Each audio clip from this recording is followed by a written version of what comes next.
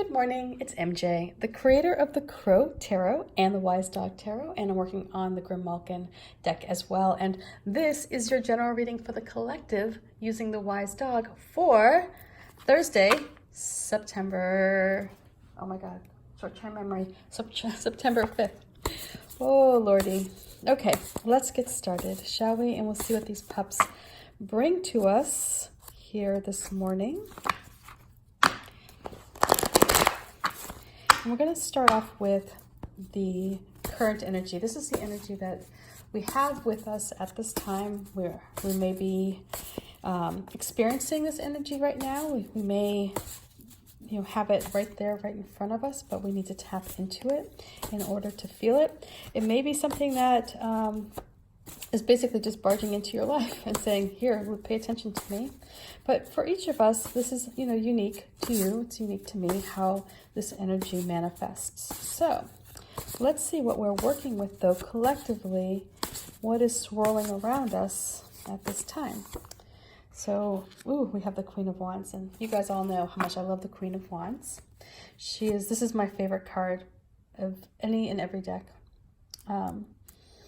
Yeah, so this is really a time for you to capture that fire that you have in your belly. This is a time for you to stand up and own your power and say, you know what, no, I don't need to deal with those of you who, who are working against me, perhaps. This is a time for you to stand up and take claim, in your life, of your life. And so this little crow here, I think in the traditional Rider-Waite deck, there's a cat for the Queen of Wands, and that's why I substituted the cat with the crow to signify that that ability to go through the veil and to gain wisdom from the other side on your own, and that ability to kind of like walk between the two spaces. And so that's where that crow came in, and that's also a callback to the crow deck. And so here we have this fire, and you can see this wand is just engulfed by flames, and that signifies the passion that you bring. And then we have, of course, the crown, that nobility, and that's where you are the one in control of this passion. You're the one who's driving this, idea or project, ship, whatever it is that you're driving here. That's you in complete and utter control. And you work from a space of strength and feeling grounded. And this beautiful dog, this Pitty Mix here, she is such a solid, she is all muscle, right? I mean, I can only imagine she has to be like I think from the original photo of her, that she looked bigger than my dog Layla. But I mean, I'll tell you what, when Layla gets something in her mind and she doesn't want to move, good luck picking her up. I mean, she doesn't weigh that much, but when she is determined and she hunkers down, and she makes her weight really solid and she sticks her body to the ground, and it's almost as if she's fused herself to the floor. It's like you can't move her. And so that's kind of the energy with this Queen of Wands. It's like you're really secure, you're really focused on what you want. And so this energy is right here with us. So let's see what external influence may be coming in as a result of this Queen of Wands. How do they play together? What's going on here? Is there something that's helping this queen, or is there something that is causing friction? And one thing about the queen, and this is something I relate with, is that I am loyal up to a point. Like, I will be loyal, and if you're loyal with me, I'll tell you what, you'll never find somebody who won't back you up as much as I will. But the second I feel like you're like, that person isn't on my team, I feel that energy sort of evaporate. And so, it's not that you don't want to support somebody, but you really, with this Queen of Wands here, she is really someone who expects other people, to be supportive and kind. And if they move in a direction where they're not that way, she's very much like, well, okay, business is business, and we just, that's how things go. Oops. And she doesn't waste much time or energy, and she moves her like in a different direction, if that makes sense. So this is where you're really you're determined to do something. And you have support, but if somebody isn't being supportive, you're not losing sleep over it, I guess is what I'm trying to say. You know, it's like you're somebody who will be able to just say, okay, well, if that's how you feel, you know, we'll just have different projects or something like that. So we have the Tower coming in. This is the first time I've seen the Tower with the Wise Dog deck. So there is going to be a big change. There is going to be something that comes up that's going to perhaps shake or rattle you, and it's going to create change, a significant amount of change. You may feel a bit uprooted for a little bit, but the call here with the Tower is for you to plan how you land. Look for the area, look for opportunities for landing. Listen to your intuition over here. It's calling to you. Trust that whatever happens in this moment, you have this ability to see the future. You can see ahead. Having the strong energy of the Queen of Wands, there is a lot of fire going on here. There's a lot of passion regarding something. And let's see. Let's see what advice.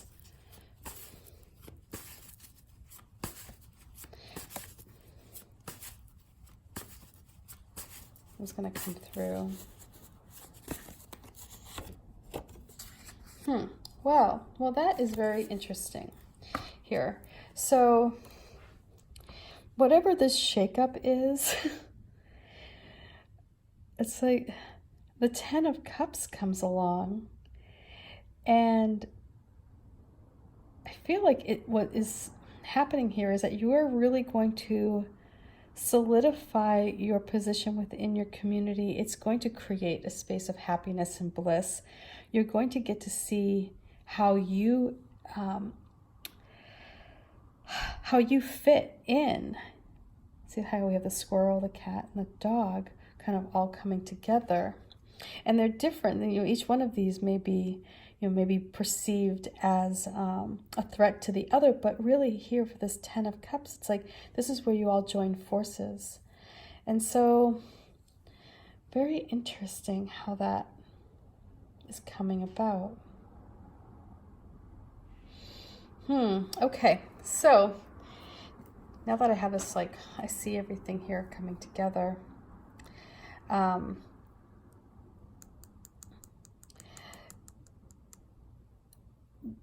What I feel like with this Queen of Wands here is that it is going to be almost, I don't want to say stubbornness, but it is because you're so solid on what you want to do and what you want to create and where you're going, and you have all that passion, and you're not about to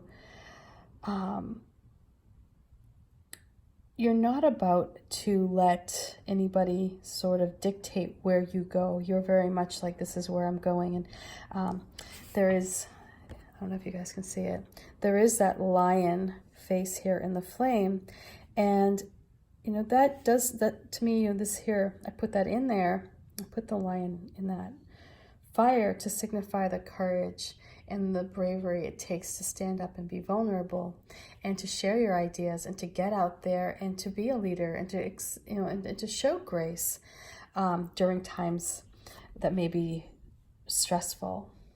So you have this energy within you right now. This is possible. We all can tap into this, by the way. It's not like, this is something that is available to each and every one of us at any given time. The Queen of Wands does not necessarily need to be on this, in this reading right now. However, it is strongest at this time.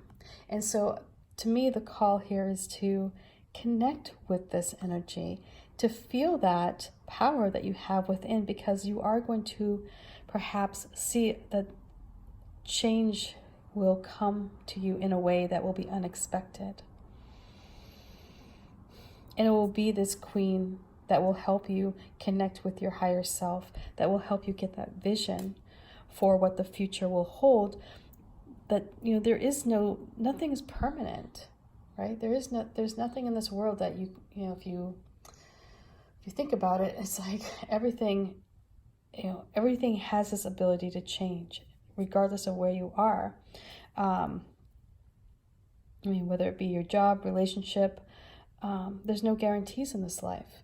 So all we can do is enjoy the moments that we have, be grateful for what we have in this moment, and keep an open eye for the future. Keep an open mind, I should say, for what can happen in the future.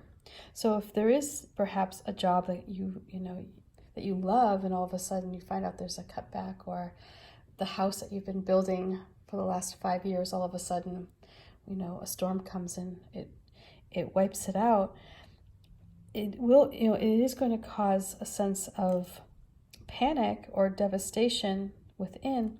However, it's not permanent. Just like the good times aren't permanent, the bad times aren't permanent as well. And so I see here, like, the focus needs to be on how you can foster this energy of the Ten of Cups, this energy of bliss. What can you do to bring other people together? How can you stand up and be a leader, perhaps, during this time? Because that's where you're going to find your strength. That's where you're going to really, like this Queen of Wands is going to prove to be an instrumental part of your life here. And so, and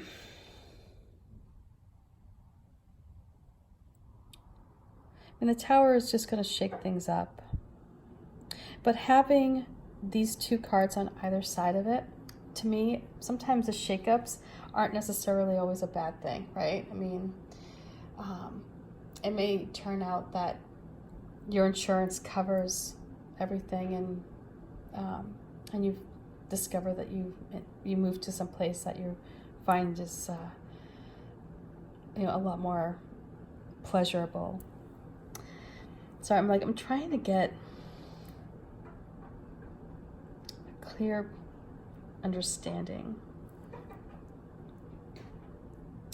So,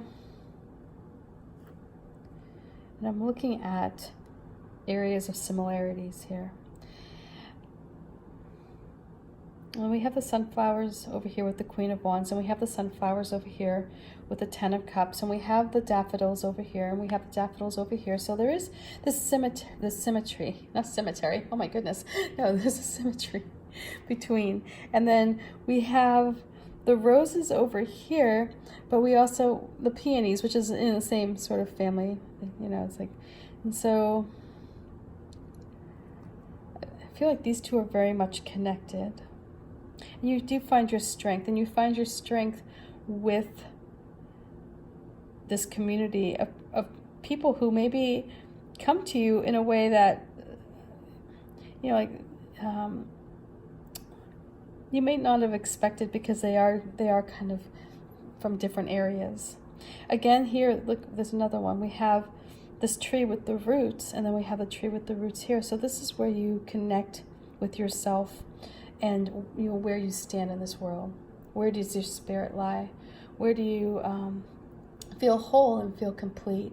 And that will be the path that you should be moving towards here when you're looking for your place to land. Check out areas that make you feel whole, that make you feel connected to spirit, because that's where you're going to feel most secure. And in that will lead you to this space of bliss and happiness, where you're part of something greater than yourself. So I'm just trying to see where things sort of come together. And, this creativity here, the fire, this tower that has this fire, it may be the result of you being passionate about something. And so if you think about if you go to work and you're not really passionate about your job, but you're really passionate about a hobby that you have, and you just, oh my God, all you want to do while you're at your job is focus on whatever hobby, this thing that you have that you're just you're just counting the minutes, you know, perhaps on your lunch break, you work a little bit on this hobby of yours.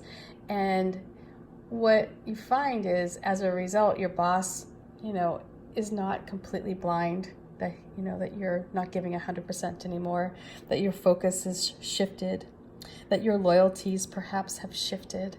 And because of this, you may end up rattling you know, some feathers at work, or drawing attention to the fact that you don't want to be there. And as a result, you find there's, you know, when it comes time to lay off, or, you know, you say the wrong thing in a meeting, or you know, your boss just decides, you know, you're no longer a team player, whatever it is, however it manifests, you may end up losing this job. But in the end, what you'll end up doing is connecting with your tribe, and that's where you'll find bliss.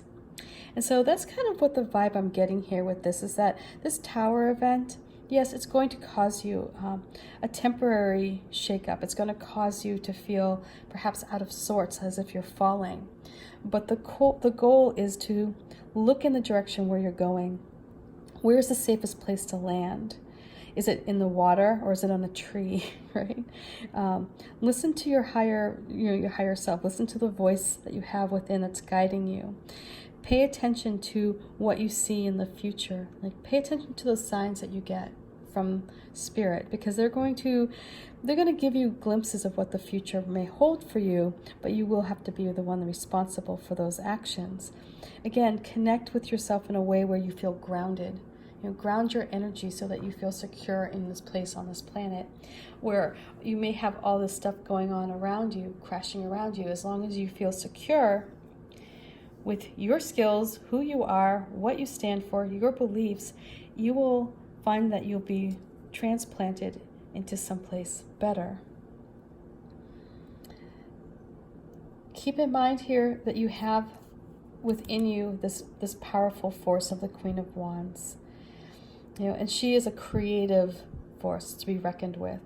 You know, she brings a lot of heat to your situation.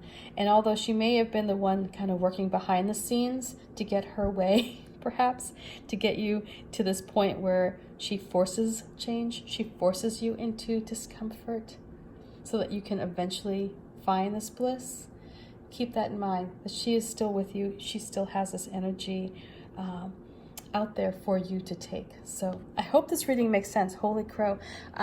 It took a little bit to get here, but now that I see it, it's all coming together.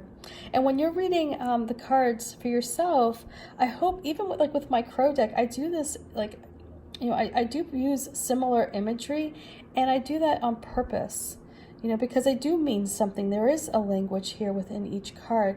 And when you look for where they come together, where those similarities are, it's really, it begins to weave a tale.